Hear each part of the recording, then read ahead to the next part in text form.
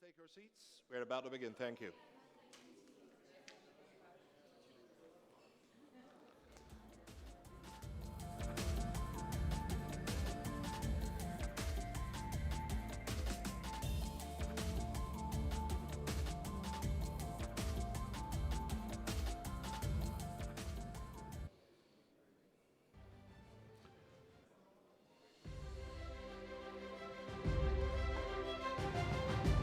So, ladies and gentlemen, welcome back. At our annual conference, we have some of the brightest minds and thought leaders in the industry. It is now time for the very first panel of our conference, where integration and applications of storage in markets will be discussed in all its dimensions. So first, I would like to invite our moderator of the panel. Please welcome, representing Indian Energy Exchange Limited, Mr. Rohit Bajaj.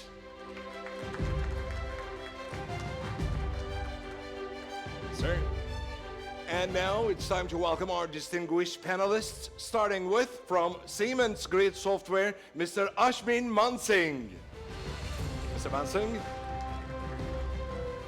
And representing of Republic of Türkiye Energy Market Regulatory Authority, Mr. Gökay Kütükçü. Mr. Kütükçü, please. And representing Coordinator Eléctrico Nacional, Mr. Jaime Peralta. Mr. Peralta, thank you.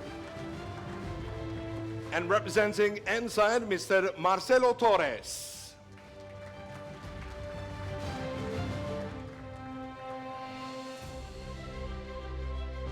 Thank you, gentlemen. Mr. Bajaj, the floor is yours, sir. Thank you.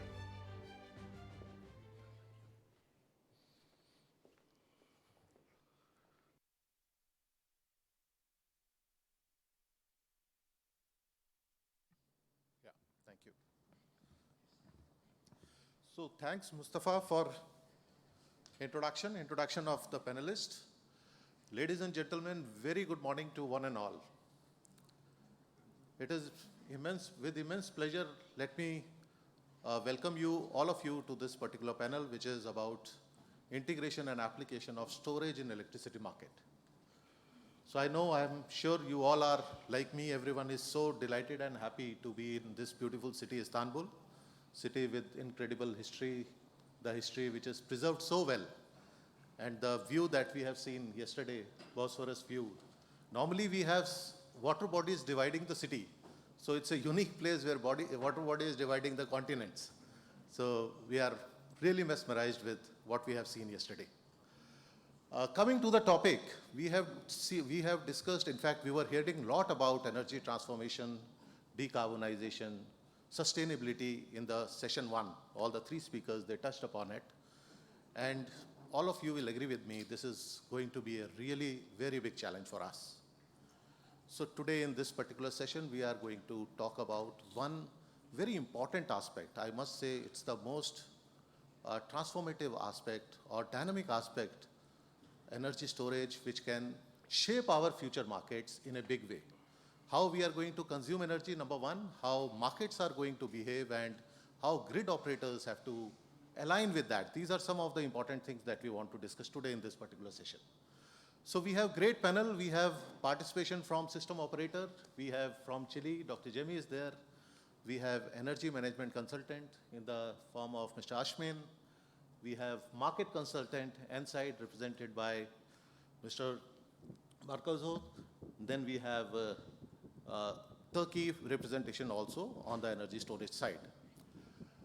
Last decade was very eventful when I talk about energy storage. There are some technologies which have matured now. In fact, pump storage technology, we have been seeing this for last couple of decades now. There are new technologies which are coming, BESS, lithium ion. Last 10 years, we have seen prices coming down in a big way. We have seen year-on-year growth in a big way. In fact, there are projections available. Going forward in next decade, or at least 6-7 years, we are going to see 25-30% CAGR growth in this particular segment. This is immense. This is just too much. When we talk about decarbonization, today we are generating so many clean green electrons.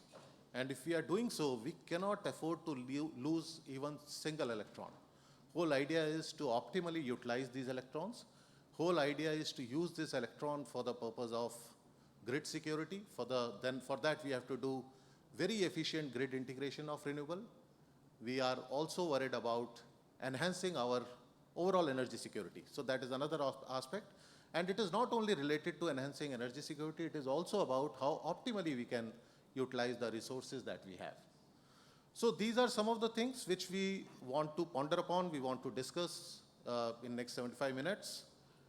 Time allocated to each speaker is about 10 minutes. And we have done some preparation beforehand. So you will probably able to realize this during the course of the discussion. And whole idea, one of the things that we want to touch upon is storage, how has been last, let's say 1 decade, how it is going to be going forward, how organized markets can help evolution of storage at accelerated pace. The pace that we have seen so far, can this be further accelerated going forward? How to incentivize, what are the policy enablers, what are the regulatory enablers we can employ? These are some of the things that we want to touch upon. There are many use cases which are available today. If we see UK particularly, the BESS are being utilized for the purpose of ancillary services majorly. There are examples in India or in Italy where it is used for the purpose of large-scale renewable capacity creation on the long-term basis. So that is also one use case. We are aware of another example in the southern part of Australia where we have 100 megawatt resources, lithium-ion resources there, which was commissioned in 2017. So we have that 5-6 year experience already, which was used for the purpose of energy arbitrage and also for the purpose of creating some capacity as a spinning reserve. So these are some of the cases which we have seen, and in case of Germany, they are using it to help on the congestion side. So they do not want to invest more on the transmission side, and this is another use case how batteries can be used or BESS can be employed in an efficient way. So multiple use cases, let us figure out which one is the most efficient one. There is no yes or no answer. We will not come out with the solution to it, but we can only deliberate, we can only discuss what are the different cases and how efficiently we should be able to utilize. So with this, without taking more time, let me quickly invite Ashwin with his presentation, where he will be sharing with us global perspective and some use cases also. Over to you, Ashwin. Thank you. Thank you.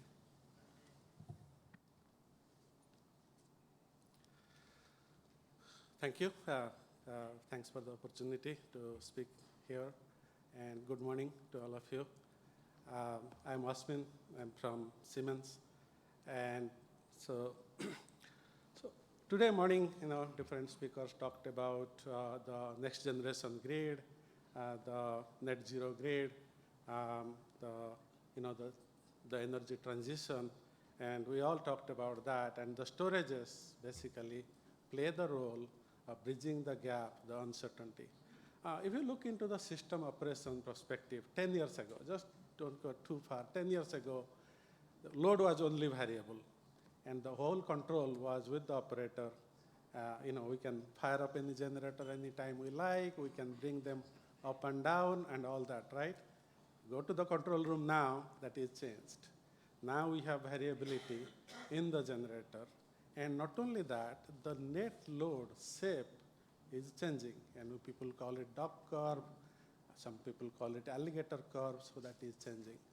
So this change has brought into the prominence of all the storage technology, not just batteries, pump storage, compressed gas, and all that. They all come with different characteristics.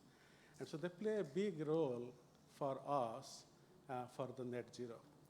And talking about net zero, there is always some political discussion and everything going on, but it is moving forward. Look into the graph here about the growth of storage around the globe in different places. And they have been doing different roles. They are part of the market, doing the load management. Somewhere they are giving the voltage support with the IBR. Many places, the transmission deferral is happening because you can install storages. So they are playing many different roles. But the markets are very essential because monetization of the asset can take place and the capacity, their capability can be fully realized. And this I want to talk from my own experience that how it all started from 2013 to almost 10 years now. So our journey with storage started with California ISO around 2013. Somebody installed a huge flywheel and they said that we want to provide this facility. It was completely novel to us at that time.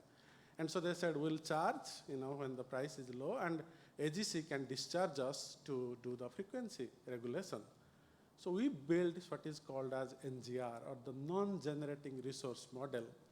And we didn't know that how far this will go. And a couple of years from then came the batteries in 1 megawatt range, couple of them. And they said, we want to be fully participate into the market in energy and regulation.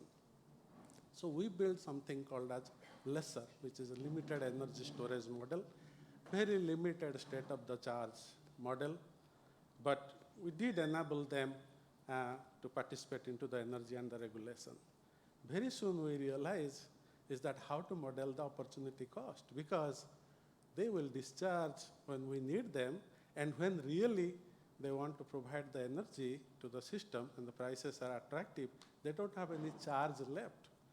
So we had to go and build the next generation model, which is creating the envelope of the state of the charge into the system, that state of the charge is balanced as it is charging and discharging. State of the charge is preserved at the end of the horizon. So if you are looking forward and at the end of the, there is something that you are not completely depleted. And they can provide all kind of ancillary service. If they are awarded regulation up and down, they can move, they have the capability to move. So the complexity of the bidding structure improved over a period of time. Then came the pump storages. Pump storages were built, but not there. Now we see the real potential of them because, when they are pumping, they can trip and provide spinning. They have good ramping capability. They provide good ramping during the, very sharp ramping period. Last year, we implemented what is called as the hybrid. The hybrids are very powerful in the sense is that they can provide not just the storage, but there are DER energy resources behind it. And they really, show the characteristic of a fully controllable generator that can go up and down. Not only that, they can go in the opposite direction also, which we need for the congestion management. So I have some figures there that we have, at CAISO. And I talked to the CAISO executive leadership last week, and they told me that in the next 5 years, the amount of connection requests they have is going to be 3 times. So 3 times of what they have. So that's big. That means things are moving. People are incentivized to install more and more storage into it. Let's talk about a little bit about the long and the short term and what is our experience. So the uncertainty is given by the variability of the sources. And one of the things that the markets in the US is a new commodity that has come in. It's called as the ramping as a product, that you have good ramping capability, that you can provide ramping as a service. This is different than energy and the regulation and the spin, and this is ramping as a product, which is you get deployed when we have very sharp ramping in the system. And we see that this is extremely successful in all the ramping period at California ISO, which is a very pronounced ramp during the day. But we found a new challenge. The new challenge we found out is that when you need the ramping, we found those resources or those batteries, they have massive ramp, but they are caught behind transmission lines that are congested. So all of a sudden, you need that, but you cannot get it. And that was the next challenge. And if you look into the network congestion management, the equation that is get into the optimization, it has a variable, just energy, because we are interested in moving energy. Now, we have to move ancillary service into it, and we call it as the ancillary service deliverability constraint, because you can procure as much ancillary service you like. But if the transmission is congested, you cannot actualize it, you cannot get it. And so the complexity is moving. The other complexity that is also coming is as a newer and newer type of storages come, it demands you to model the physical aspect of those into the system. And they all come, they're not similar. Gas turbines are more or less similar.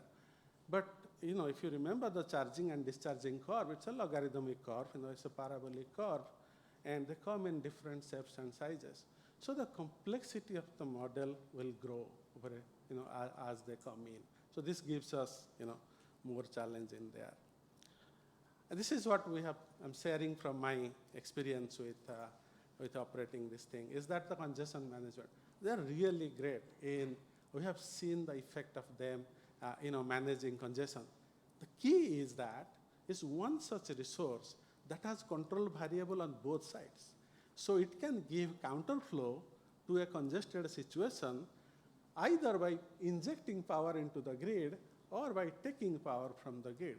So we saw this line that is getting congested. We know that that's a problem, and all of a sudden we saw this battery that came in and the congestion getting resolved on different period of time. So we never saw that, never anticipated that how effective they will be in doing this congestion management. So extremely good and doing that. And that load centers are at different places. They give congestion, and these hybrid resources also give us a lot of leverage to manage the congestion. And congestion is a big thing now everywhere in the globe.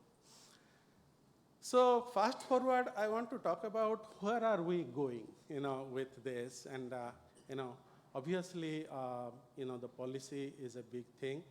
That this thing need to be incentivized. We talk there. They talk about the demarginalization and all that. But true cost of electricity is something we can always debate. There is the aspect of delivering the power, but also the aspect of reliability of the system and all that. And then the technology growth, in particular, power system people like me, hydrothermal coordination, we all studied in the course. But look into what is happening now. Hydrogen will be very viable. We never thought battery will be this viable, 5-6 years ago, but they are now. Industrial grade are coming, and so is hydrogen will come. And it gives a very different challenge, because not only they can be generated, but they can be transported. So now it's a completely different dimension that comes, is that, okay, battery, stationary, pump storage, stationary, hydrogen, stationary and movable. How do we schedule all of that? And then, as the demand side grows and the people have batteries in their home, people have, more and EVs come into picture, all of a sudden you see that, yes, it will help to alleviate pressure on the grid because they can provide locally the power that we need. But then, together how they will be scheduled in the system, because together they can also have the capability to help the bulk power grid from the distribution grid. So that is something that it's going to evolve. A lot of work is going on in this area. I'm a very optimist. I think net zero will happen in our lifetime. And so thank you. Thank you very much. I look forward to the questions. Thank you, Ashmin. Thanks for giving us first-hand information, particularly about the flywheel and NGR model that you discussed, and newer technology, of course. Yesterday, when I was interacting with him, he made a very important point, which probably I was not aware. He said, now, too fast response is also a big problem now. We are used to dealing with something like a pump storage or some other form of technologies which were there till last year or way back. But when the batteries are coming and it is delivering so fast, some of these systems are not equipped to handle it. I think that's the unique thing that we are facing now. Now let's move to Dr. Jamie, and there also we are expecting some first-hand information, first-hand experience, which he is going to share with us. Over to you.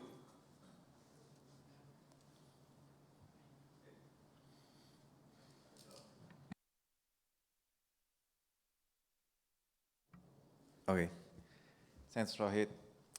Um, well, thank you so much for the invitation. Thanks to Apex board and also Exist, our host, for organizing this wonderful conference here in this beautiful city. Great reception last night, so thanks so much for that.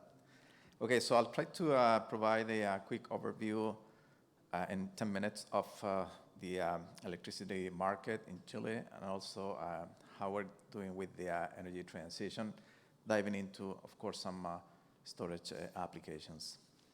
Are the slides coming, or?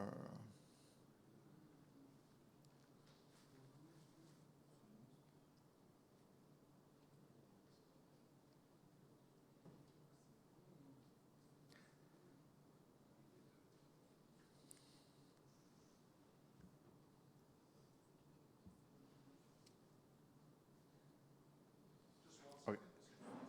Okay. Well, maybe I can start talking in the meantime. So yeah, the first slide, it's just it's going to show some of the facts of the Chilean grid. Just to mention that our peak demand in Chile is 12 gigawatts, and we have almost 34 gigawatts of installed capacity. 1/3 of that is variable renewables, basically wind and solar resources. And as of now, June 2023, we have reached 31%. There you go. Good, thanks. So as of July 2023, we reached already 31% of variable renewables in terms of energy, and we expect that number to grow up to 37% next year, just wind and solar. And also, we have reached an instantaneous participation of wind and solar of 71%, which is very challenging if you look at the configuration of our country, where we have a very long and radial transmission grid. And this is it's going to continue growing, of course, and we have long-term goals for renewables, which is reaching carbon neutrality by 2050. And we also have a decarbonization plan, which was a voluntary agreement actually between coal plant owners and the government back in 2019 to decommission all coal fleet by 2040. But now the discussion is how to accelerate that, and the current government is looking into decommission all coal plants by 2030. So how the electricity market is structured in Chile, we have a contract-based, basically, energy market. All the demand is contracted long-term for regulated customers, and then there are bilateral agreements between generators and large customers or non-regulated customers, and those may vary between, 4 to 5 years to 10 or more years. And we also have a wholesale market. It's a difference market, and it's a cost-based market for energy combined with a bid-based market for ancillary services. So it's a very strange hybrid configuration that we have, and I guess it's a transition as we evolve to a full base market, a bid-based market in Chile in the mid to long term. We also have a regulated capacity payment, and it's distributed between different technologies based on their availability during the peak demand. And we, as a system operator, of course, we have the same functions of an ISO mainly in North America. We don't own any assets, so we have to ensure system reliability and operation at the lowest cost possible. And we run the day-ahead optimization program, and also the ancillary services market, we set the locational marginal cost, which is ultimately used to do the balancing and settlements of energy and capacity and ancillary services. All right, so this slide shows, the situation and the Chilean grid, and At the top, we have two load profiles of working days, one for July this year, and the other one is projected for January 2024. So you can see yellow and green is the penetration of solar and wind. We also have some hydro, which is really, I mean, share of hydro will depend on the hydrology. So last year was a very dry year. Hydro generations reached like 15%, and this year have reached even between 30 to 40%. So it's very variable. And as you can see, prices go to zero during the day because we have an excess of offer due to the large penetration of renewables, particularly in the northern part of the country. And then on the right, you can see, the marginal cost, and you see how it goes to zero, most of the day during the day, and then rise up to the, something around 150 on 200 US dollar per megawatt hour in average. And you can see there is a big opportunity for arbitrage, actually. And then on the bottom, we have the curtailment, which is in average, it's like 10%, in terms of the energy. But it could get up to 20% during the summer, which is a big, big number. So this is what we call the Minister of Energy in Chile. He talks about the first half of the energy transition and the second half. So the first half, we were very successful integrating variable renewables. We have plenty of resources in Chile. So now we're in the second half, which is where we need to identify what is the enabling infrastructure that is going to allow us to reach our long-term goals. Energy storage. We have, as of today, 300 megawatts of storage. 114 megawatts is actually the first CSP plant, concentrated solar power plant in Latin America, and the rest is mostly lithium-ion batteries. Now, what we expect to have by the end of next year, which is what is under construction, so we're going to reach roughly 1 gigawatt of storage capacity. It's mostly BESS, what is coming, between 4 to 5 hours. And their revenues is going to come, well, it really depends. If you have hybrid configuration where you have, renewables plus storage, some of these companies, they just set PPAs with large customers. But there's also, arbitrage, ancillary services, and capacity. Now, we also have a coal plant that is going to be converted to a carbon battery, which is a new technology. Initially, it was supposed to be in service by 2026, but I think it's going to be delayed a little bit. And then what is coming, though, for 2026 is a grid booster project, which is the virtual transmission using BESS. And it's going to be the first one in the world of this size, and because it's 500 megawatts and it's connected to the main 500 kV transmission corridor. This is short duration storage, just 15 minutes, but the idea is to increase, the transmission capacity in these lines. Now, there is a new regulation, a new law that is being discussed in the Congress, which is called the Energy Transition Law, actually. And one of the aspects that it covers is to launch, or give the possibility to launch a tender for 2,000 megawatts or 8,000 megawatt hours of storage to start to deploy by 2026.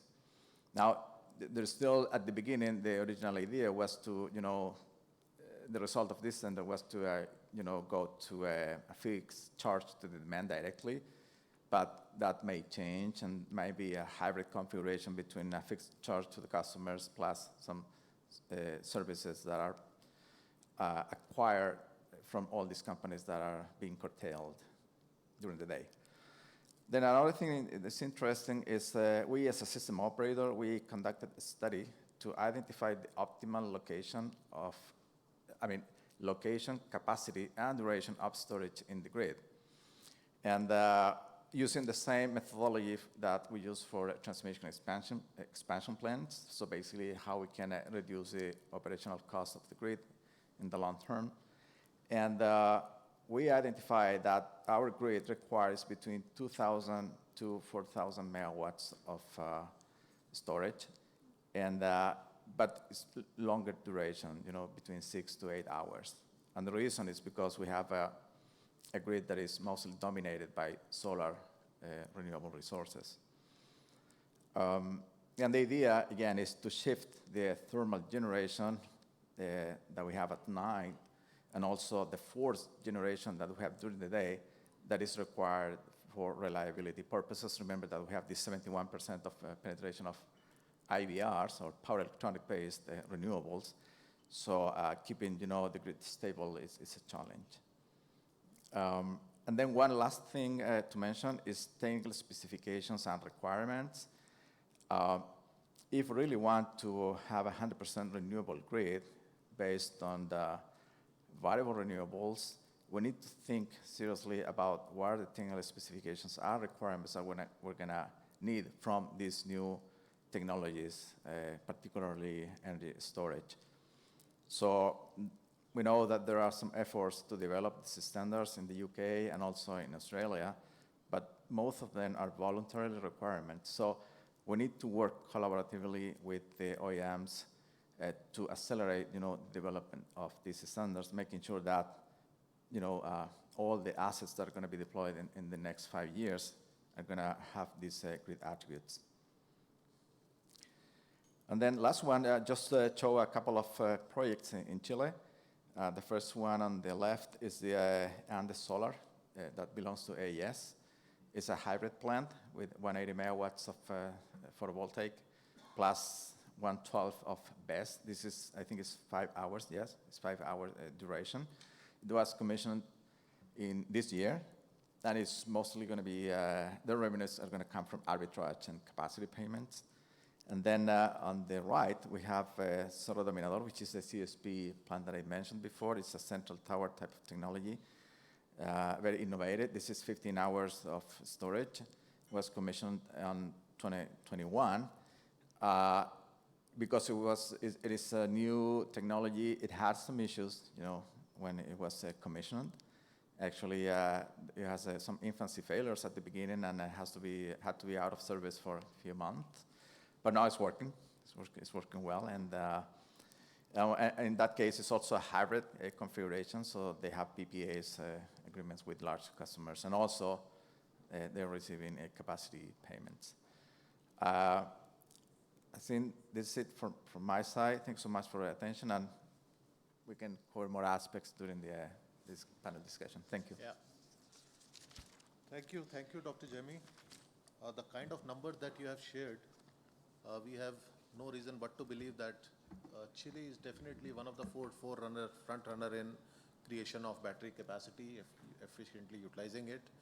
And another thing, the last slide, which you mentioned that it is only hybrids which are happening these days. This is one very important point. We have seen last decade was where more and more solar capacity was getting created. Now everyone is moving towards hybrid, because if you are converting it at the installation point itself, then you are taking some burden off the system operator, which is going to help grid, which is going to help everyone. Thank you. Now we move to the technology part, the market technology part. Let me invite Marcelo for your presentation. Thank you very much, Rohit. It's a pleasure to be here today and sponsoring this event. It's my second one. I was in Croatia last year, and very pleased to be in this beautiful city. And indeed, to talk about the topic of integration of storage is something I'm very pleased about, because it's a topic very close to my heart. I started working on the subject as a regulator, later on as a market participant, and now as a solution provider with Enside.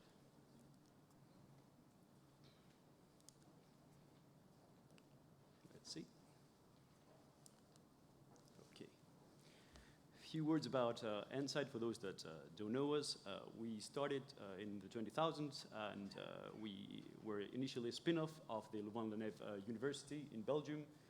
Today we have offices, still our headquarters are in Belgium, but we also have offices in the US and Japan. The DNA of the company is about technology, but also science and how you combine that with sector knowledge. A couple of sectors that we're mostly active on, it's energy and life sciences. You won't be surprised to hear that I'm on the energy part of the business. And indeed, there are two areas where we focus. The first one is helping you, market operators, with designing markets, but also delivering the software solution, the clearing solution to operate the markets. So we started from Europe with Euphemia, which you may have heard, developing the algorithm for this market. And today we help other market operators in other geographies, such as India and Japan most recently.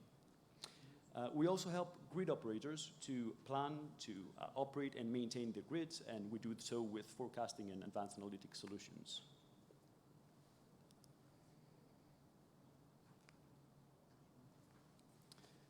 I guess we can all agree to the fact that storage is going to play a key role in the energy transition. The million-dollar question is, how much storage are we going to need? Are we able to quantify that? And it's a tricky one because you need to take into account several factors, such as what is the level of penetration of renewables that you have, of variable renewables. The question may be differently answered for those countries that have a lot of hydro, which is dispatchable. But for those with variable renewable energy is a key point. The other one is the demand and the patterns of demand throughout the day, month, and year. There's also what other alternative sources of flexibility you have available. This graph that you see here is interesting because it's trying to compile the findings from different, some 30 different studies on how much storage you're going to need. And what you see is very much aligned with what Jaime was saying, that the first half is the easy part. The second half of the energy transition is the actual tricky bit where the storage requirements grow exponentially. So we're going to need bulk capacity of storage, but we're also going to need energy, so megawatt hours, and we're going to need them for longer durations to be able to deal with the different weather patterns, which could be up to 2 weeks or even seasonal requirements. Where we will see storage playing a bigger role, well, there's a question of whether we're going to see it in all markets, and the answer seems to be yes. So today they're very focused on ancillary services, but we hold the view that they're going to grow in all of the different applications at the same time, and it's a matter of maybe this decade of seeing this transition and storage playing a much larger role, from congestion management to wholesale market arbitrage as well.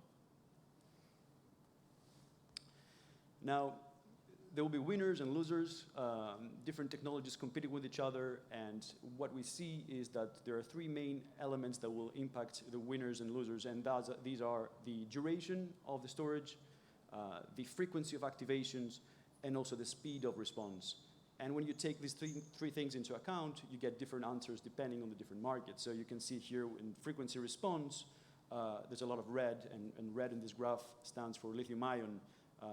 When you are in the seasonal storage on the right-hand side, you can see that hydrogen is expected to play a much bigger role. This is showing the probability of each technology being the most economic one. And you get a more mixed picture when you're looking at energy arbitrage or congestion management, where you can see pumped hydro continuing to play a big role there, but gradually challenged more and more by lithium-ion and also flow batteries. So if that tells us something, is that we should be very careful not to design our markets with a single technology in mind, but keep them as open as possible and allow innovation to flourish within our market structures. In terms of what we could do to accelerate the integration of storage, to a large extent, this is about sending the right signals, the right price signals, allowing scarcity to be reflected on prices, allowing abundance to be also reflected, and sending those signals across the value chain. So a lot of the storage will be on wheels, on electric vehicles. The question is, how do you get those signals to the end consumer, as well as the very large transmission connected assets? Things like getting the geographical granularity right and the temporal as well, granularity will be important. I'm not going to go into the rabbit hole of zonal versus nodal, which is an ongoing debate in Europe and elsewhere. But what we do see is that some level of geographical signal is required to make sure that you can dispatch storage and other flexibility resources efficiently. Time unit is about getting the right granularity to allow those resources to follow more closely load and load patterns, but also renewable changes within day.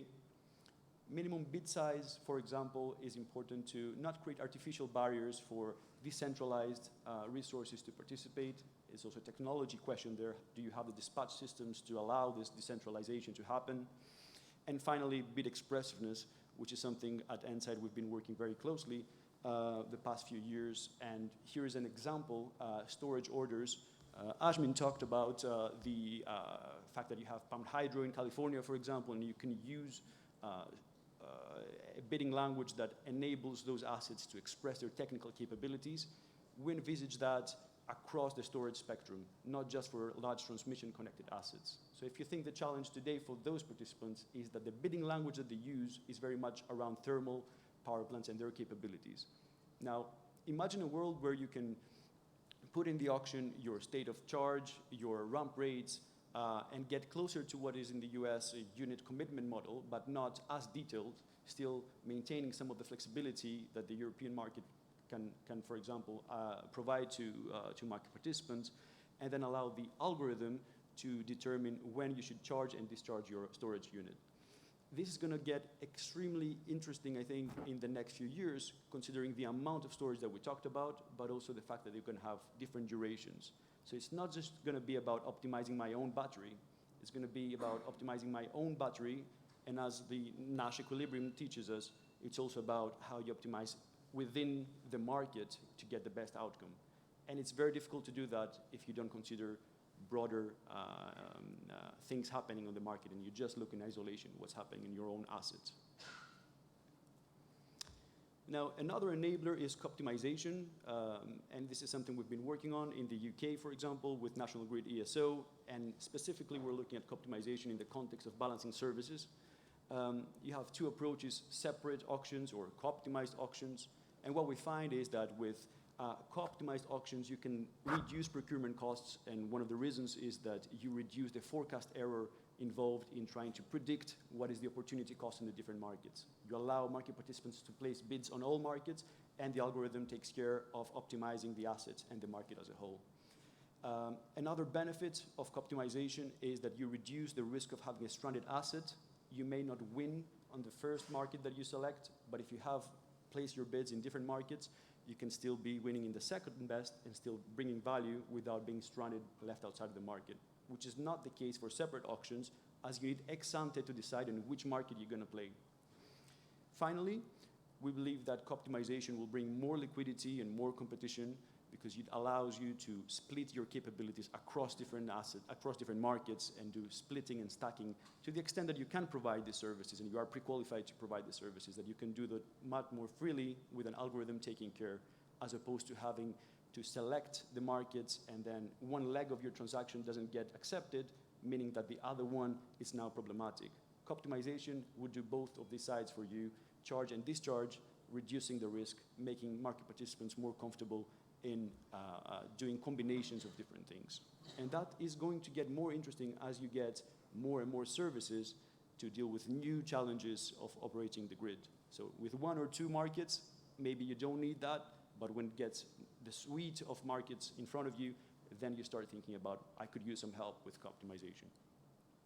So the key messages from my side are that we should proactively assess how much flexibility and what kind of flexibility we're going to need. It's not just about adequacy. Adequacy reports are useful, but they're incomplete. We need to be much more thorough about what type of flexibility we're going to need and what are the characteristics of that flexibility. It's also about making sure we send the right signals and we facilitate a large spectrum of technologies to participate. Don't close the market to new things because we don't have all the answers yet. We talked about market design enablers, and one thing I'd like to say here is even more important than getting the perfect answer is delivering at pace. We're going to need investors in this journey, and we cannot spend 10 years discussing what's the optimal granularity on any of these things. It's equally important, or even more, I would say, to deliver at pace those large changes in the market design. It's going to be critical also to consider how technology can take some of these challenges and address them. And a couple of examples were the ones I brought up, so co-optimization and a more expressive bidding language for storage as like the one that can be introduced with storage orders. Be happy to continue the conversation, the Q&A session. Thank you very much.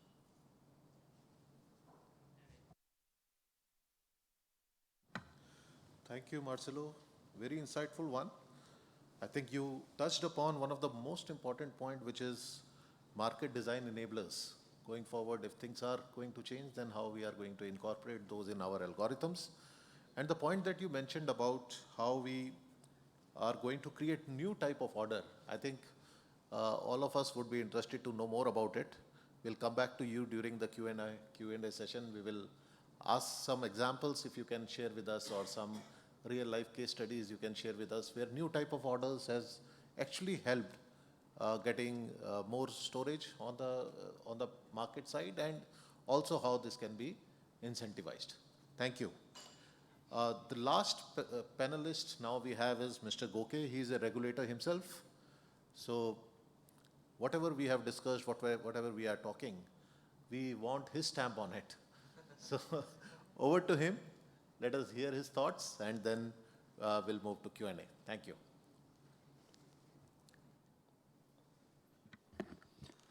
Hi everyone, I am Gökay, and I'm head of the Wind and Solar Energy Group at Energy Market Regulatory Authority of Turkey. And I will give, can I take my point? Thank you. Okay, in my presentation, I will talk about the storage activities in Turkey in terms of regulation-based. And in recent years, Turkey has adopted significant regulations for electricity storage activities, and I put my presentation to significant regulation privately published privately in 2 years. The first one actually regulates the general framework for the storage activities in Turkey, and second one is mainly related to intermittent electricity generation characteristic of wind and solar energy-based power plants. And the first regulation, the storage activities in the electricity market regulation, was published in 2021. And this regulation is the general framework for the storage to define the storage activities in Turkey. This regulation regulates the storage activities actually under 4 distinct categories. The first one is the storage facilities integrated with generation facilities. At this model, the generation license holders can establish storage units in their power plants. And second one is the storage facilities integrated with consumption facilities. This model is mainly related to unlicensed generation. Actually, the electricity power plants in the model of the unlicensed generation can also commission storage units with their generation. And third one is the autonomous storage facilities. At this model, the only supply license holders can install storage units in the scope of their supply license, and the storage capacity of this model must be at least 2 megawatts. And the fourth one is the storage facilities of distribution companies, and the distribution system operators can also establish storage units in their investment region with the approval of Energy Market Regulatory Authority. And the storage units can only be used for distribution activities at this fourth model. The remaining 3 models, all the storage units can be used for all market activities or balancing market or arbitrage or something, etc. But except for fourth model, the storage units or facilities commissioned at the model of the fourth case can only be used in the distribution activities. This is the general summary of the storage activities, the electricity market regulation, actually. And the second one is related, as I said, the intermittent electricity generation characteristic of wind and solar energy-based power plants. And this regulation has a larger impact on the Turkish electricity market when comparing the first one. And actually, the major objective of this kind of regulation is to increase the stability of wind and solar energy-based power plants' intermittent electricity generation through the addition of storage facilities. At this model, there was an amendment of the Turkish electricity market law, and this, with the amendments of the Turkish electricity market law, pave the ways for the storage unit developers to apply to EMRA to develop a new wind and solar energy power plants without any grid connection operated by transmission system operator. As you know that in most of the countries, the wind and solar energy capacities are allocated based on the grid connection auctions or tendering processes. At this model, if the investor or applier commit to install electricity storage unit together with a wind or solar energy power plants, they can apply for EMRA for pre-license without any grid connection or tendering process. Okay, why we do that, this kind of regulation, actually? I put this figure to try to understand and give more detailed information about why we do this kind of regulation. This figure shows us the electricity generation characteristic with respect to time. These 4 different type of power plants, and this graph is plotted based on the real data from operational power plants in Turkey. And the black color represents the wind energy power plants. As can be seen that the electricity generation fluctuations very high. Sometimes the electricity generation decreases, but sometimes because of the wind characteristic, the electricity generation is very increases. This is the first fluctuations. Coming to the blue color, which represent solar energy-based power plants, and can be seen here, there is a huge fluctuations.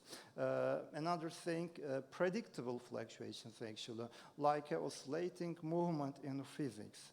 Coming to the green and red color in the figure, which represent a biomass and geothermal power plant, their electricity generation fluctuations are very, very smaller than comparing to wind and solar energy-based power plants. Actually, with this regulation, we are, as EMRA, aim to decrease the fluctuation characteristic of these 2 kind of power plants and enable them to operate like base load power plants like biomass, geothermal, or natural gas type power plants. And I will talk them the general rules while we are occurring this kind of regulation. And this generation model, the ratio of the installed capacity of generation unit to the installed capacity of storage unit must be equal to maximum 1. What I mean, if an investor apply EMRA for pre-license for wind or solar energy-based power plant application, for example, for a 50 megawatt, this storage unit must be unit at least 50 megawatt. And if the storage unit is selected as 50 megawatt, the storage capacity must be at least 50 megawatt hour. Another thing, this storage unit must be operated during the 1 hour uninterrupted. Another rules are for the wind energy application, the installed capacity must be at least 20 megawatt. For solar energy application, the installed capacity must be at least 10 megawatt. And for both application, the maximum capacity must be at least 250 megawatt. And since November, we have been taking the pro-license application for wind and solar energy power plants with the commitment of the commissioning of storage units together with this kind of power plants application. And we are, as EMRA, prioritize these applications based on their application date. and sent to the transmission system operator for the capacity allocation. And what happened so far? The investor showed huge amount of interest for this kind of generation model, and for last 10 months, nearly 6,000 pro-license application has been with the capacity of 258 gigawatt has been taken to EMRA, and the 258 gigawatt capacity is about 2.5 times of the current installed capacity of Turkey, by the way. There is huge amount of application. You can see in the table detail of the for wind and solar energy-based application. So what we did as EMRA, we prioritized them some kind of evaluation method and sent to the transmission system operator, and the transmission system operator of Turkey has been made the capacity allocation, and the 35.5 gigawatt of capacity has been allocated by TSO so far, and which means that the investors have committed to installing 35 gigawatt of storage units in Turkey, and 21.7 gigawatt of this capacity has taken their pro-license from EMRA, and for the pro-license process of the remaining capacities is still ongoing in EMRA, by the way.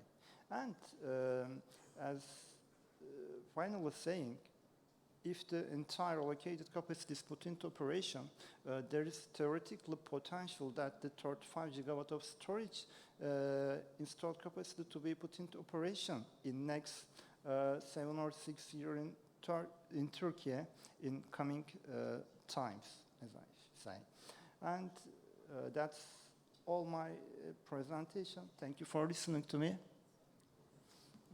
Okay.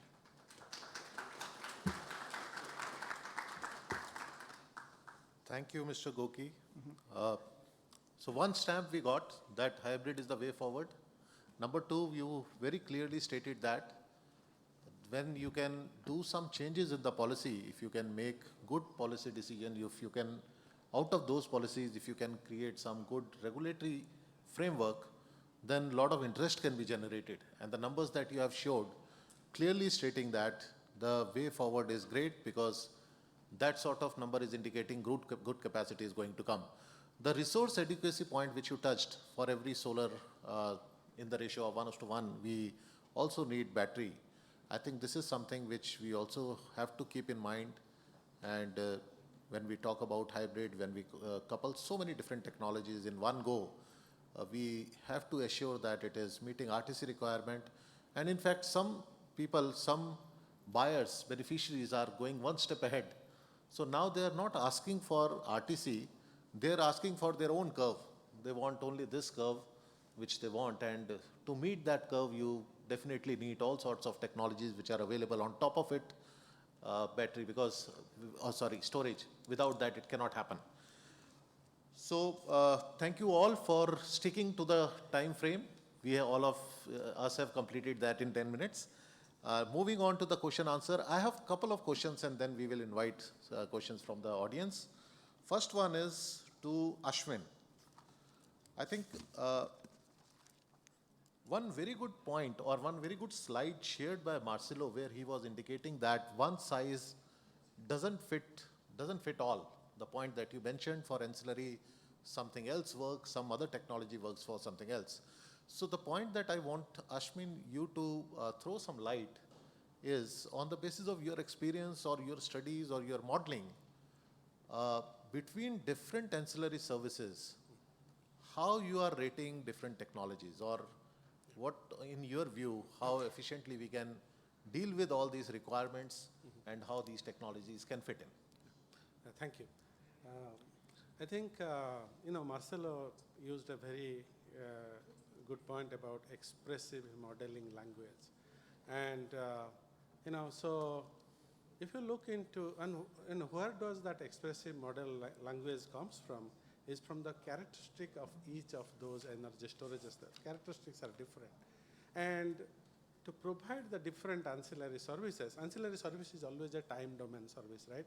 You need fast frequency response, very short time, regulation little longer time, spinning little longer time like 10 minutes and all that. And so their characteristic basically provides that. So what need to be done is that in the bidding structure that previously we used to have a single bidding structure. There is the resource characteristic that says Pmin, Pmax, ramp, and then you say SOC. And what we have seen in our experience is that now it's not one size that fits all.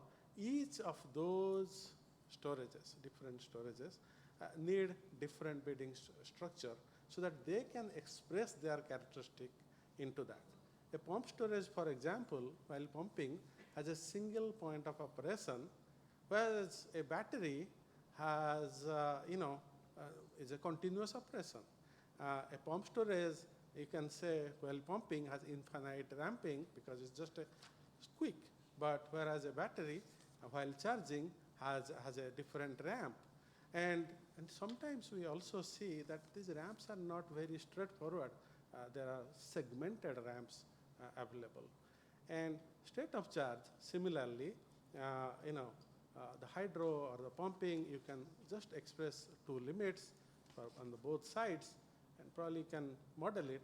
Whereas with a battery, you need a time varying limit that you says that I just can't deplete completely. I need to preserve some of the charge. So this whole structure is getting reflected into the bid, and that makes the market clearing or the optimization even more interesting. Thank you. Yeah. I hope I answered. Yes. Thank you so much. I'll go to Marcelo now, the point which I said earlier. So new bid types, we want to hear a little more on this particular aspect. And auto bidders have been around for quite a long time now. It has been there for so many years. And algo trading going forward probably. How do you see, apart from these aspects, what different bid types could be there going forward which can include battery into the mainstream through markets? Thanks, Rohit. It's an excellent question. I think what the tricky part of this is finding a balance. Because at one extreme, you have very simple orders. At the other extreme, you have very complex bidding language. And the latter typically involves mapping very closely the characteristics of a single technology. With the level of change that we're seeing in the market and new technologies coming up, every time a new technology appears, you would need to spend a lot of time to redesign something for that technology. So in my mind, you should avoid the two extremes. You should try to strike a balance and have products that are including enough specifications to allow optimization of storage, but also not tie them very, very specifically to a single technology. So simple bids are probably, will continue to exist, but there won't be enough, they won't be adequate to represent all possibilities. The most complex of bids on the other side, again, I believe that will possibly hold us back as new technologies appear. And when it comes to a combination and finding that balance, I suspect that when it comes to energy, we will see components such as the state of energy, the state of charge, as Yasmin said, rump rates as well, cycles, how many cycles you want to run within a day, and also where do you want to start and where do you want to end within that day. Where it gets really interesting is when you're trying to optimize across different markets. Mm-hmm. So say you charge the day-ahead market, but you want to discharge in a different market, in an ancillary service or something else, or vice versa. And typically, especially in Europe, these markets are not solved together. And it doesn't seem that it's something that's going to happen anytime soon. So how do you take into account this challenge in making those decisions and optimizing across different markets? I think that is the next level of challenge for us. Very good point. Not only arbitrage opportunity, not only limited to one market segment, it can be across the markets. Coming to Dr. Jemmy now, this is more related to technology now. You mentioned about, in fact, I saw in your slide there is a mention of coal plant conversion to battery storages. So any idea there, some more inputs there? You said that it is going to get commissioned in 2026. And seeing from the system operator point of view, how it would be different from any other technology which is already in use? Yes, well, the expectation is that it's going to be commissioned by 2026, but we'll see. No, I mean, as I said before, it's the requirements of storage is really going to depend on the different markets and different grades. In our case, because of the configuration of our grid, and again, because it's very solar-dominated grid, the issues we're facing now is how to, displace that energy that is curtailed during the day through the night. So that's why long duration storage, understanding long duration, like 6 to 8 plus hours, is going to be critical. And the other interesting thing about thermal storage, like CSP or this kernel battery that was mentioned, is the attributes that those facilities are going to provide. That's going to be very interesting, and because as we decommission the thermal fleet, we're going to lose inertia short circuit capabilities. So if we can have assets that are renewable and also can provide those attributes, that is going to be very, very important to our system. And actually, because of the high penetration we have of renewables, we launched a tender for synchronous condensers, which is the technology that we have readily available. But we know that in the future, we're gonna start seeing a grid forming type of attributes in the energy storage particularly. So again, I think it really depends on the application, the type of technology, if it's a short duration or long duration, and then and also you have to review the market rules and even especially for long duration storage. Yeah, I believe the review and the energy tenders, long-term energy tender, is going to be critical too as well to enable that technology to be deployed. Thank you. Immediately moving to Mr. Goki. And this one is related to policy and regulatory matter, which is, we have seen in some countries to promote more capacity. Earlier it was for renewable, now it is coming for storages also. We sometimes impose a purchase obligation. So you should have renewable purchase obligation. Now it is, people are talking about storage purchase obligation. How do you see this as how important this is? Should we leave it to the markets to decide how much storage we should be creating? Or obligation has important role, or initially probably for some time, for initial few years till the time we go up to the critical level, we create some capacity. When the technology is new, when the cost is high, this is useful. So if you can throw light on this. Actually, the regulation is one of the outcome of the working of the supplying the Turkish electricity supply security, this storing units. And we, as the energy policy makers, decided to storage units to provide the supply of energy supply security of Turkey. And while making this decision, they make a trade-off between how these projects could be realized and also the market activities. Of course, we are not expected to waiting all of the capacity would be fully operational in next 6 years. Of course, maybe a significant amount of project will not be operational because of the cost constraints or something, etc. And we regulate while giving their license and license, we are giving them some duration constraints and another economical constraints. If they are not they will not conclude their restrictions dedicated in their license will be cancelled by EMRA. Okay. And actually we are trying to project how much of this capacity would be operational in 6 years. Yes, maybe 10 gigawatt seems to be logical for now. But in next 6 years, if the 10 gigawatt of this capacity, if would be full operational, it will be a good achievement for the Turkish electricity market activity, I think. Right. Thank you. So quickly we'll move to now audience. Any questions?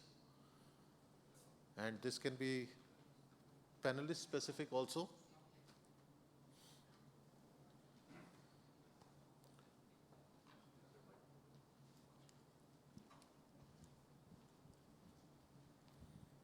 Thank you, and thank you to Rohit and all the panelists for participating today. It's a very interesting panel. So, in the United States, at least in PJM specifically, we've had a fair amount of storage penetrate the markets, but all on the ancillary service side. But a recent discussion we've been having in our stakeholder process regards storage as a transmission asset, and should storage be considered alongside transmission upgrades, right, in order to most cost effectively manage the need for transmission expansion. The complexity, or one of the complexities, comes in with market participation by a transmission asset. Because when a transmission asset is added, well, now you're talking cost-based rate of return, right, for a transmission asset, but we never had transmission assets that participate in the energy market as well. So what happens with the energy revenues that a asset that is getting a cost-based rate of return, a guaranteed rate of return, makes? Does that go back to load? What happens with that? So I guess the basis of my question is, do the panelists have any thoughts on the best method for driving investment? It sort of gets back to Rohit's question about, do you allow the market to drive it and allow the locational aspects to drive transmission, enhancements, if you will, or should there be some form of cost-based rate of return type incentives for investment as transmission assets? I'm just wondering, any thoughts on that?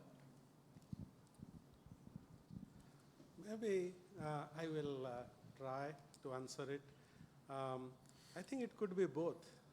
Considering we don't have to look at it in the old way of whether it is providing service, but if you look into the type of services it is providing, it could be both. It could be like a capacity payment because just it is there based on the return, and then if it is providing service to the market, it should be incentivized to participate as well as get some of the market. So I think it should be both, combination of that rather than versus one versus the other. But I will let others speak to it also. Thank you. It's a very good question and get me thinking immediately about it. I agree to some extent that. Oh, I think it's my turn now. All right. Okay, I'll go first. Go ahead. Very quick. Yeah, I think it can be both, and this is very debatable because it's actually, you leave it to the market to decide, or it goes to transmission, which is regulated, and I would say that if the penetration of renewables is slow, you can design suitable market rules to make sure that you're going to market rules for the wholesale energy market or the energy tenders for long term. But in our case, where we have huge penetration already of renewables and huge curtailment, so we need to ask the question: so, what is more optimal for the system? Do we integrate? Do we reduce the curtailment and optimize the utilization of that into the grid because it's already existent, or we just leave it again to the market? So I would say it's really going to depend on the level of penetration, also the level of congestion the grid is going to have. And I would say that if you have high curtailment, maybe there might be an optimal, to integrate storage on the transmission side.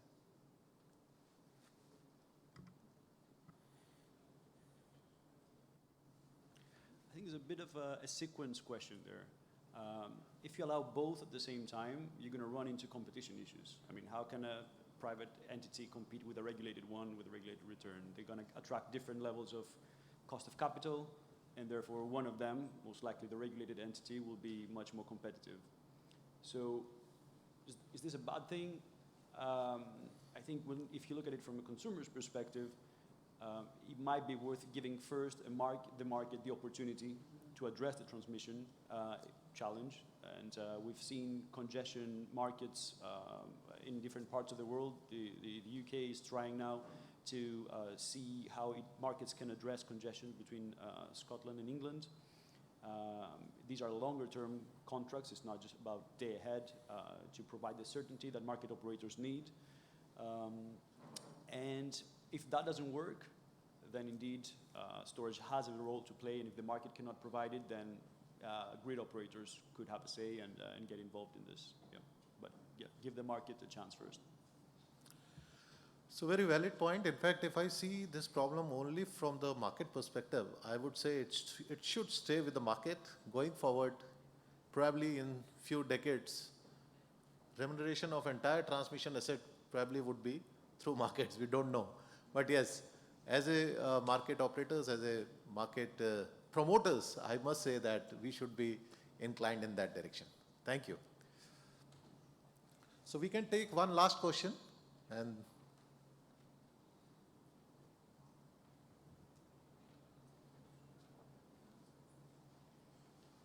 it seems no further questions. yeah.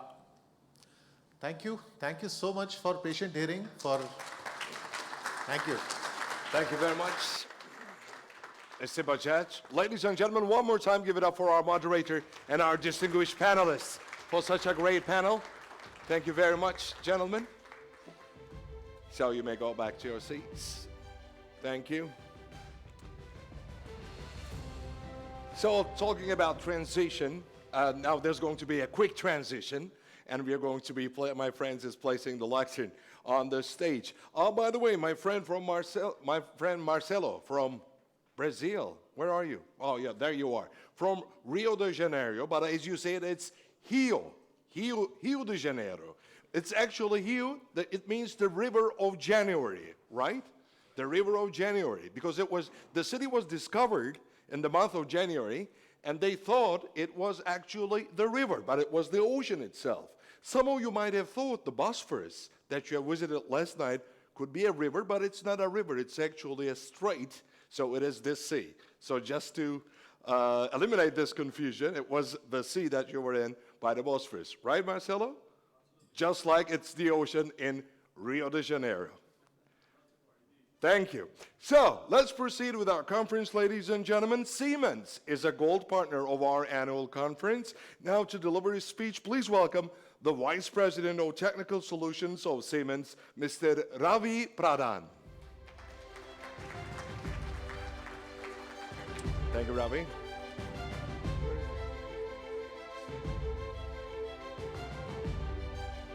Thank you.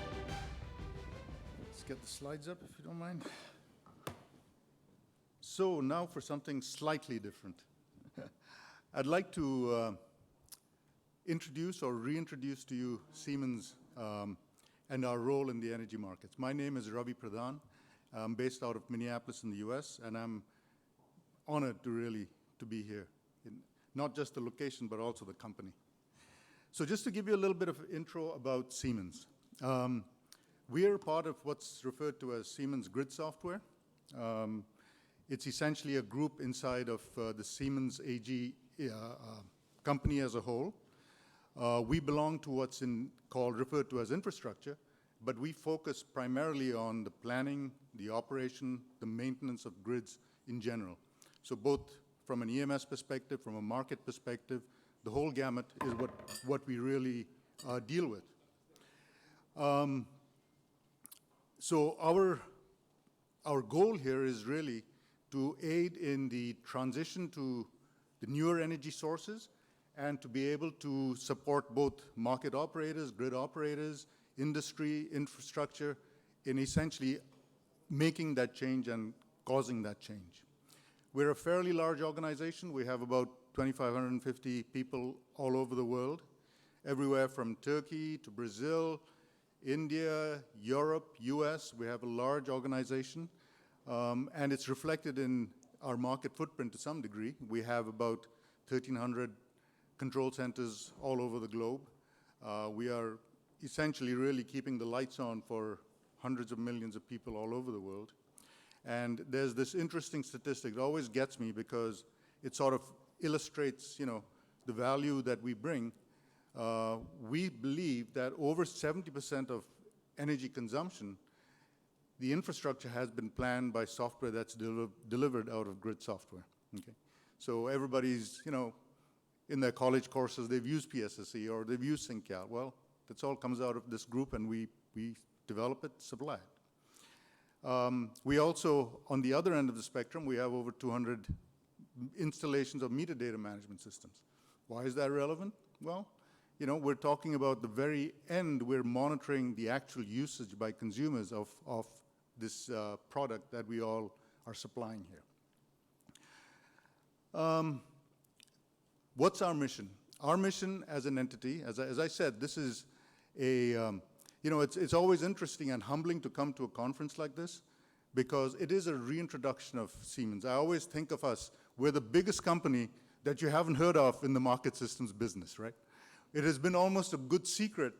The quality of the work and the level of what we've produced is not well known. And that's partly why I'm here to reintroduce Siemens to you, because I would like to illustrate to you what we have achieved, what we have, and what is available today. So our mission really is in accelerating and securing the energy transition, right? I mean, that's our mission as all of us here. It deals with having to deal with new stakeholders, dealing with all the unpredictability that's now on the demand side, thanks to EV, thanks to heat pumps, thanks to all these other technologies that are coming into place, dealing with the net zero challenge, cleaner resources, net zero imperatives in the US, for example. And of course, that's driven us to installing more DRs, which are on all levels of the grid, from the transmission side down to the distribution side, and its subsequent challenges in terms of the counterflow of electricity, right? And then, of course, as a software firm, we deal with digitalization, right? Everything to do with cybersecurity, everything to do with the IT-OT convergence, all of those challenges or opportunities that we face when we talk about this domain. And of course, because of our broad scope, it goes down from the market systems, dealing with protection, and there may be, as the market evolves, could you conceive of new products that are based on some of those types of drivers, protection settings, fact that you have counterflows? There could be. And of course, everything around regulations and new market models, all those aggregators that have now suddenly shown up on your grid with their half a megawatt that they want to bid in, or a megawatt that they want to bid in, they prove some interesting optimization opportunities. So yes, so this is us, this is Siemens. We are in the market systems business, and here's what we do. So some of the things that are changing that are items that we're tackling, if you like. It has to do, as we've heard multiple speakers say already today, the larger number of resources, right? The variety of resources and where they're showing up in the grid. We deal with the fact that there are distributed energy resources that are located all over the grid, on all levels of the grid. But on the flip side, we also deal with the fact that there are high concentrations of bulk resources like wind. You got areas with a lot of wind and little else. Interesting challenges. And of course, finally, is the issue of variability, both because of these variable energy resources, but also the variability in the load. So those are what we consider some of the prime challenges, or as I like to say, opportunities, when we are looking at this business. So what's our approach to this, to dealing with this? So of course, the first approach is, let's apply technology, right? Now, our approach is a little more refined than that, in that we want to apply technology appropriately, right? We don't think that just simply applying technology, add more compute power, add more AI, add more web services, that's not going to solve your problem. That's going to solve part of your problem, but not all of it. The technology lets us do things like provide better software, helps us to construct software better. more testable, more reliable. It helps us to ingest larger volumes of data. As you look at more DERs, there's more data coming in. You have more market participants, you have a lot more bids coming in. It helps us to integrate more systems together more efficiently. We've got microservices, services to be able to absorb all these different data sources, pull it together into an optimization engine. And of course, it does let us also, we do want to leverage all that compute power that's out there, whether it's on-prem and you have more cores and more faster CPUs, or you're in the cloud, and you can essentially use the elasticity of the cloud to make your processes more efficient. But again, I come back to the point that just the application of technology is not enough. Okay? Siemens' role, as we see it, is to enable really this transition to a more sustainable, cleaner energy grid, enablement of that, but at the same time, or I should say, and at the same time, to ensure that the grid remains reliable. So it's not just that we want to take care of the economics, but where market design allows, we want to ensure that all these schedules that we come up are actually feasible, that they're deliverable, that they can actually flow when you hand it off to the actual grid operators. So this, in our view, is a big optimization problem, right? It's an optimization problem where we want to say, okay, we want to get more clean resources in. How do we leverage that? How do we accommodate that in this overall picture? And what we believe is that to come up with a better, more optimal solution, we need to get good data models. Okay? That is kind of our mantra. If there's anything in Siemens, in our group, that we believe in, is that we can produce really good solutions as long as we have good data. Okay? And the good data does not necessarily mean non-varying data, because there's forecasts, et cetera, that's going to vary. But we do believe that the data, the richness of the data, is a big piece of it. Now, that goes over many sort of domains when we talk about it. You know, as I mentioned earlier, we come from the background of actually operating the grids in terms of providing the software to operate the grids in real time, et cetera. So a big piece of this accurate modeling of the grid is that we believe that we need to start with a good network model, right? The network topology, the grid itself, has to be well represented. And, you know, we provide tooling that lets collaborative modeling, for example. It lets the market participants who own, operate these resources, who are probably the most familiar with these resources, to actually collaboratively build out the model that market operators can use, right? We think that's a very powerful way of providing consistency and accuracy in the model. But in addition to that, we also believe that we need good data for the resources that are on the grid, right?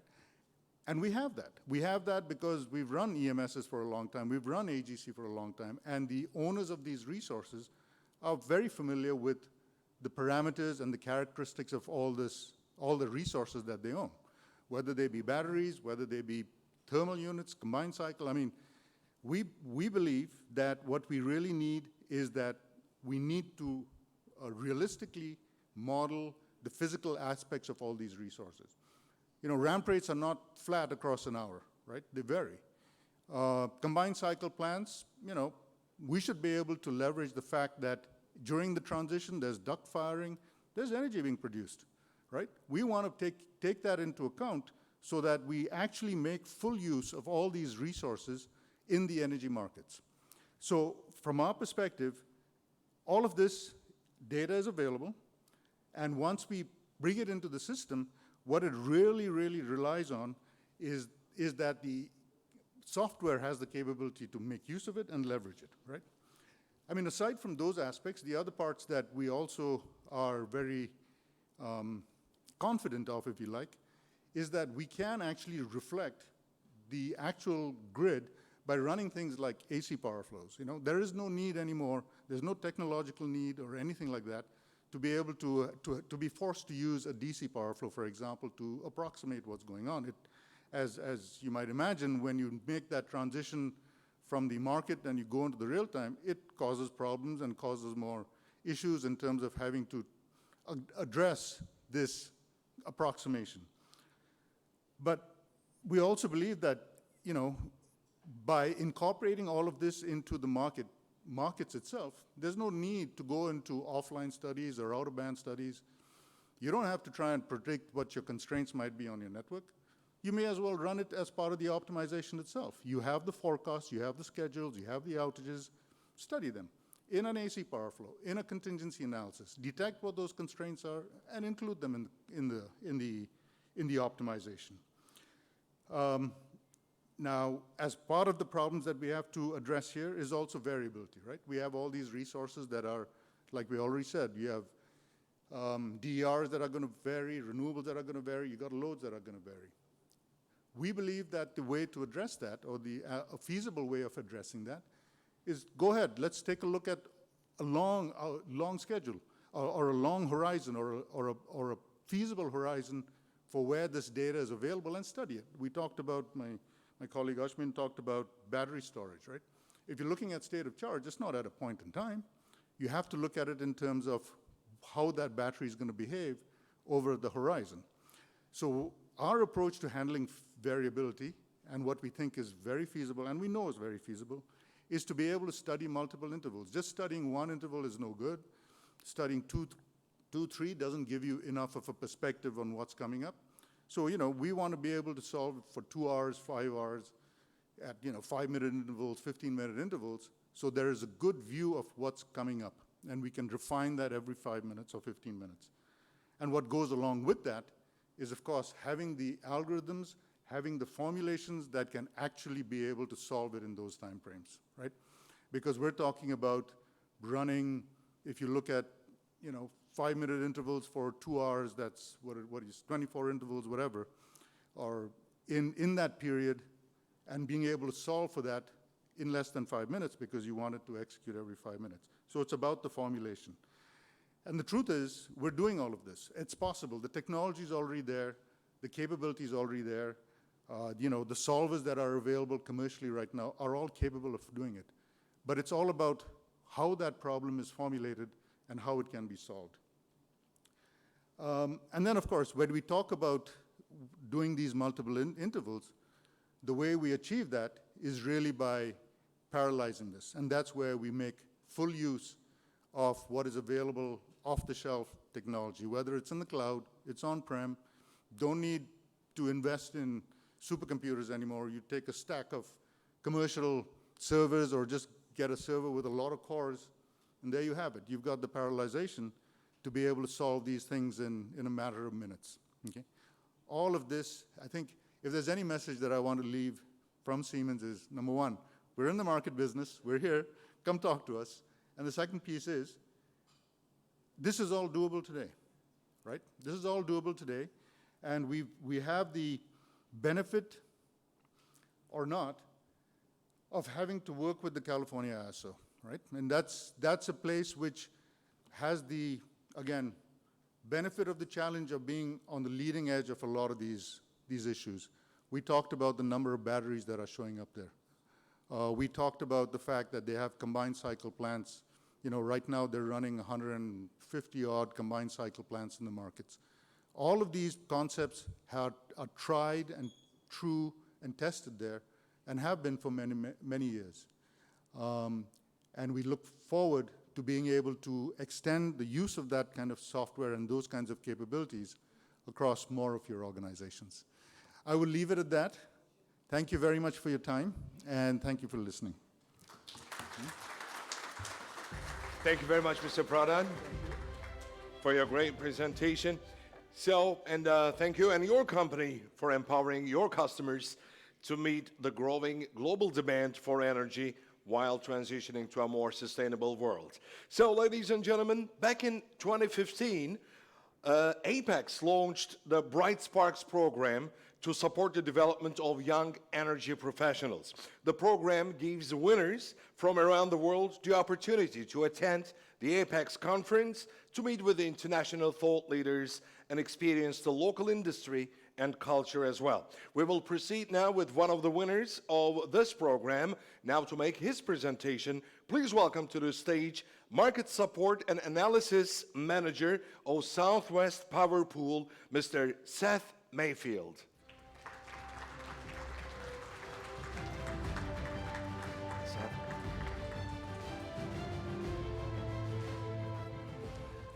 Morning.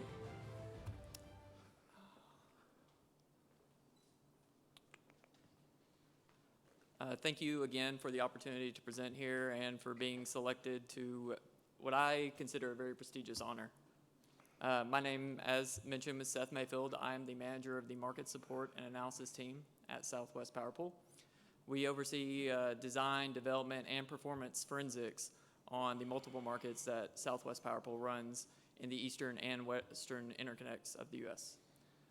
Had 6 years with SPP across both the reliability and the markets spectrums. A little bit about SPP itself. Talking to Nord Pool and people from Europe, it's a different construct on that side of the world. So we are a 501 nonprofit company. We are one of 9 regional grid operators tasked with monitoring, coordinating, and controlling the footprint in our area. That covers 15 states and over 100 different member companies. I did look up the conversion. It is 1.4 million square kilometers for people that are not on the imperial system. We are the air traffic control, we like to say, for our grid. So we are combining the TSO and the markets together to maintain reliability for our footprint. The markets we actually run, so we have our Eastern Interconnect runs a day-ahead and real-time market. This gives functional control to the to SPP when we get into real-time to balance the grid and to redispatch units to balance our supply and demand. For the West, we actually have a Western Energy Imbalance Service market. It's contract-based, and it's a real-time balancing market only currently. If we look forward to where SPP is going to go, though, we do see some future growth, not only in Western areas, but also in our Eastern markets. So our resource energy adequacy leadership team right now is working on how do we ensure resource adequacy in the future. Is there any innovative solutions we need to be working with academia and our partner members and our vendors to enhance resource adequacy in the markets? If we look towards our Western efforts, we are expanding our RTO into the Western Interconnect. We will be balancing our same energy integrated marketplace across both the Eastern and Western Interconnect at the same time, utilizing the DC ties between both. As for another Western effort we're doing is Markets Plus. So we are taking the hundreds of stakeholders from the West. We're working together right now to develop a tariff and develop a full real-time and day-ahead market, utilizing the footprint over there to bring together a diverse footprint of resources and better utilize them across together to ensure reliability.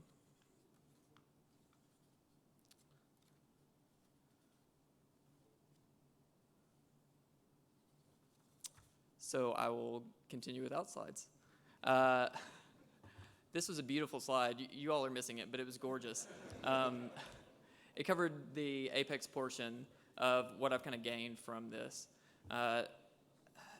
All those efforts that we just mentioned, none of those are going to be possible without the industry relationships that events like this foster.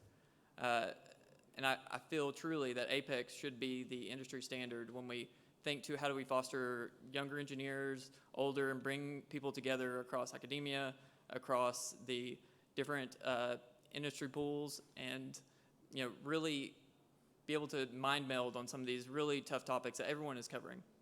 I know if I'm thinking about SPP myself, I don't think that we could tackle any of the problems we have on our roadmap without the help of the industry at large.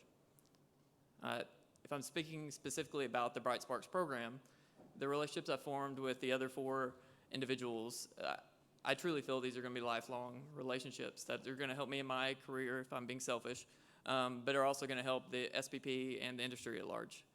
The memories I've made touring Istanbul's historic sites, collaborating with the gracious staff at EPIAS and TES, and diving into the local culture and cuisine has been feel like I'm being hyperbolic, but it's been a once-in-a-lifetime opportunity. Now, my belt would say I should have turned off a couple of those meals and not ate everything, but it has been truly good. Words can't express the gratitude I have for being afforded this opportunity. Just want to thank you all and look forward to getting to meet the rest of you over the next 2 days. Thank you. Thank you very much, Seth. So, ladies and gentlemen, it is now time once again to have yet another bright spark under the spotlight as the last presentation of the morning session of day one of our conference. And now, this time, please welcome an economist and also the Competition Markets Monitoring Unit's Coordinador Eléctrico Nacional, José Sanhuesa Gallegos. José.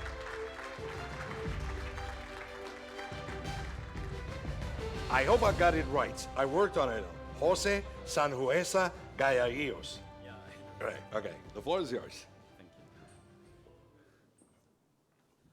So, as mentioned, I'm José Sangüesa. I'm an economist of the Market Monitoring Unit of the National Electric Coordinator of Chile, which is basically the same as the ISOs in North America. And I've been 6 years with the MMU. And my role is basically the same as any MMU, which is overseeing competition in all areas of the market, analyzing regulation and internal processes and matters related with competition. Actually, something that differs with other MMUs is that we don't only analyze internal processes related with the electricity market, but general processes as well. Like any auction that the coordinator makes, we are going to be over it in order to ensure the optimal utilization of resources. And I have a bachelor's and master's degrees in economics from the University of Chile. So a bit of about the CEN, the Coordinador. It's an independent technical organization in charge of the operation of the electricity market. So by law, it is responsible for ensuring a secure, reliable, and economic system operation. Also, it has to guarantee open access to the transmission system, monitor the competition in the market, which is made through the MMU, and promote R&D and innovation, and also monitoring the payment chain. So, a general description here of the market, it was earlier as well presented. In the map you can see that we're a long and thin country. And we have a lot of photovoltaic potential if we see the map with the radiation actually levels. And that's led to the installation of, an accelerated growth of solar capacity, actually. It grew from January to August of 2023, almost 2 gigawatts, which for our system, which is small, it's pretty significant because we have only a peak load of 12 gigawatts, a bit less. And only the BRE actual capacity surpasses that. And the total capacity, the total installed capacity is 34 gigawatts, but we have several problems there because the incentives are not properly established in the regulation. As you can see in the middle, in the graph in the middle of the slide, and that's the available capacity. So we have a lot of capacity in solar hours, but we've had pretty tight scenarios out of the hour range. So here it's an interesting actually slide because in the left you can see what was the optimal plan for the distribution of technologies in order to have an accelerated transition. And it was mainly driven by wind, solar, but CSP, not photovoltaic, and some storage. And to the right, you can see what is actually happening. So it is mostly solar because of the incentives. So new investment such as storage is needed, but we gotta be careful because we should think better about the incentives that we are facing. So I know that, as the saying goes, to a man with a hammer, everything looks like a nail. So, but we need to put focus in incentives and competition and balance the new technology and regulation to promote them and the incentives that we are giving the market and the competition in it. So even though new regulation is needed, it should be agnostic of the technology. We should not pick winners, as I said, and maybe focus more on system attributes, because we're facing problems with inertia, for example, and short circuit capacity. So maybe we could give a thought to the possibility of establishing technical minimums and then let the market decide how they want to reach those technical requirements and what technology they're going to invest in. And actually, that's a way for internalizing negative externalities that solar generation, for example, has without storage associated. And in order to achieve that, we need a new market structure. Our system is a cost-based system. So we have a couple of ongoing projects as an MMU to support the energy transition. And one of the most important, and maybe we send you, to some of you, an invitation to participate in this tendering process, and some of you actually participated. So we decided an international tendering process for the design of a bid-based energy market, ancillary services, and capacity. And now we are actually supervising this study, which is expected to finish by March of 2024. Yet again, related with incentives, our regulation doesn't allow the demand to participate in frequency control, for example, but it only requires small changes in order to allow them to do so.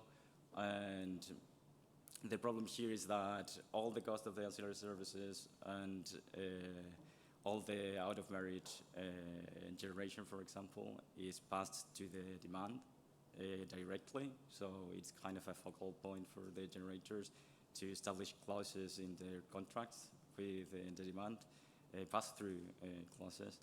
And basically the demand ends up paying everything, but they aren't allowed to participate, and their generators don't have incentives to be efficient to provide that service. And finally, we are starting as well a working paper series. This is a project that it would be relevant for us because it could integrate academia so they can interact with us and maybe produce some research that is more valuable for the operator, more practical rather than theoretical.